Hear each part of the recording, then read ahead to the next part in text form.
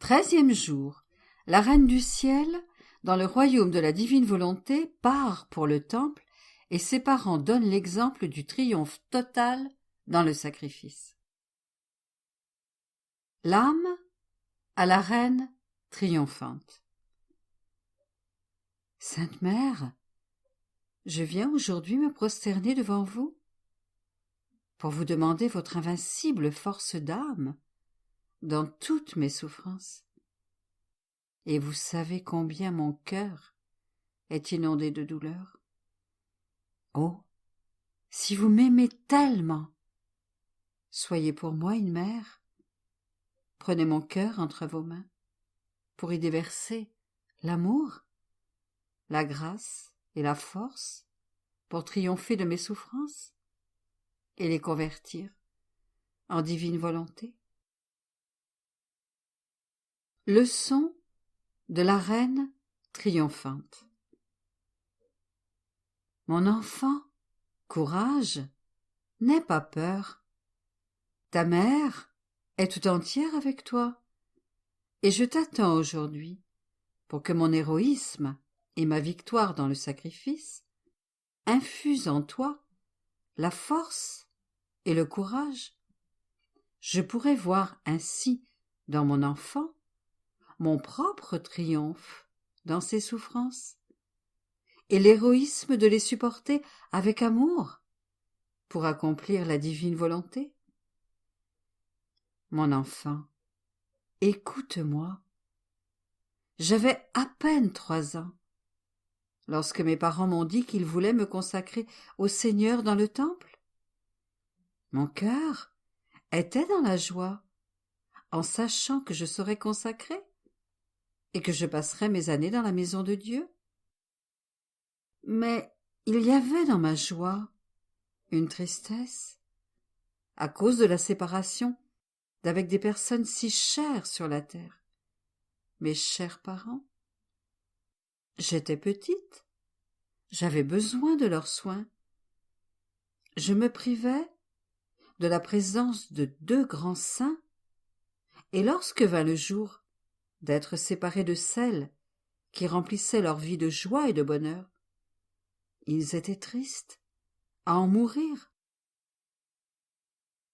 Mais dans leur souffrance, ils étaient disposés à faire le sacrifice héroïque de me conduire au Seigneur.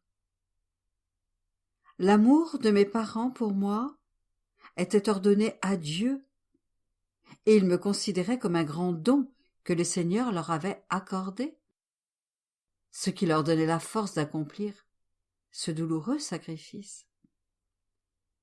C'est pourquoi, mon enfant, si tu veux avoir une force invincible pour supporter les plus dures souffrances, que tout ce que tu fais soit ordonné à Dieu, et considère toutes ces choses comme des dons précieux du Seigneur. Sache que c'est avec courage que je me préparais à mon voyage vers le temple, afin de m'y consacrer, avec ma volonté, à l'être divin. Et le fiat suprême prit possession de tout mon être. J'acquis toutes les vertus et je régnais sur moi-même. Les vertus étaient en moi, comme autant de nobles princesses, et, selon les circonstances de ma vie, elles se manifestaient promptement pour exercer leur office sans aucune résistance. C'est en vain que j'aurais été appelée reine si je n'avais pas eu la vertu d'agir en reine sur moi-même. Je gardais par conséquent, sous ma domination, une charité parfaite, une invincible patience, une ravissante douceur, une profonde humilité, et la somme entière de toutes les autres vertus. La divine volonté rendait florissante la petite terre de mon heureuse humanité, sans jamais y permettre les épines des vices. Tu vois par conséquent, cher enfant, ce que signifie vivre dans la divine volonté? Sa sainteté et sa puissance convertissent toutes les vertus en nature, et jamais elle ne s'abaisse à régner dans une âme où se trouve une nature rebelle.